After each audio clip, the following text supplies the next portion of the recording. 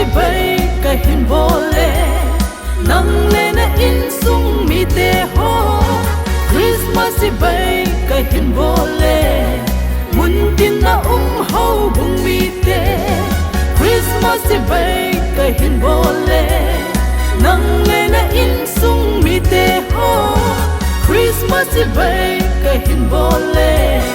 mun tin na ho bung mi te van mùi hu hing pu a hung ping tai Bethlehem upi a chun a lem nam la ngei sao te mun dâu se ki thuông so in a lem nam la ngei sao te mun dâu se ki thuông so in Christmas ti bay ka hin bole nang le na in sung mi te ho Christmas ti bay ka hin bole mun tin na ho bung mi te van nuôi hu hing pu a hung ping tai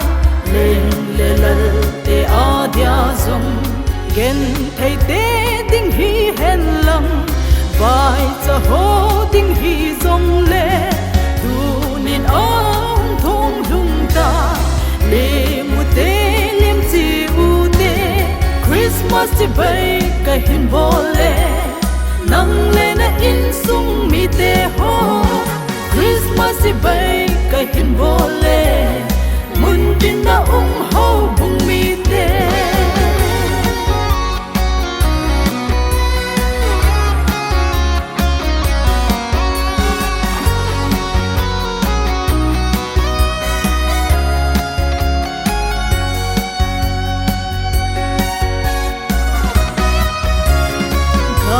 le to zin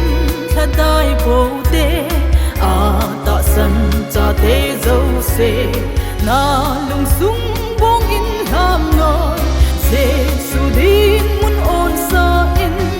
ha chang pa ki pa na hin po e ho ding in Christmas ti bay ka hin bole nang le na in sung mi te ho Christmas si bay ka hin bole mun tin na ho bung mi te Christmas si bay ka hin bole